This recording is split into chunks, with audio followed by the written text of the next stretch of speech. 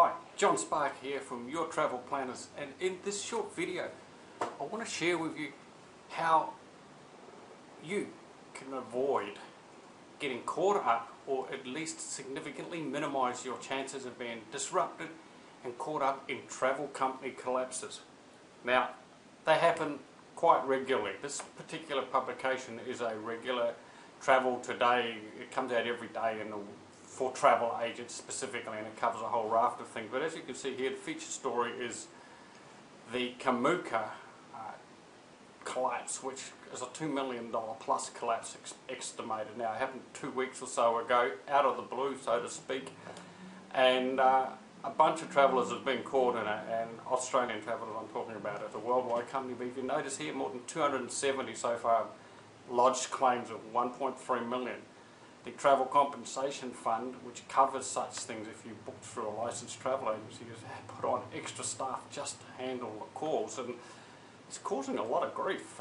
If you look at this situation over here, where they say it's pretty much the second largest collapse that's ever hit an Australian travel company since the onset. So it's not small fish, and yet if you ask all your friends, probably few people would know much about Kombucha. It's not a household name as such, and yet a lot of people are being impacted by it, and particularly families and parents. If your son or daughter is away on one of these trips and are caught up like this particular example here, who have children on the trip in Lima, the tour stopped, literally operating on the 27th of July. End of story. Stop bus, get off, hotels are gone, everything's out the door. You have to find and make your own way to wherever you're going. Now, if you're booked online, there's probably some serious issues here in terms of how do you start processing your claim, particularly if you're overseas, or even for the parents. Who do you turn to? The company doesn't exist anymore.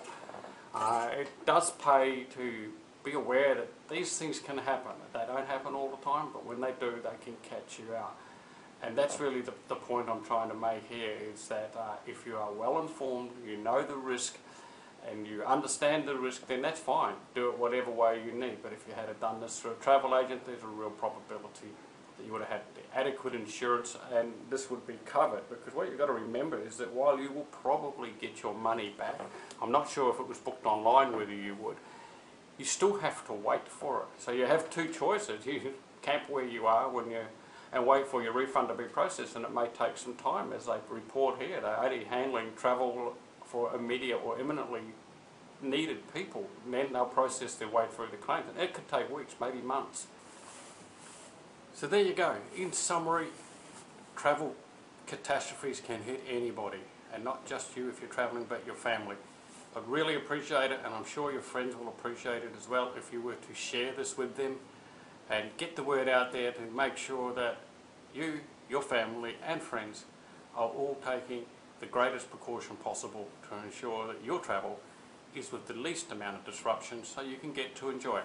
Thanks so much for doing that. I appreciate it.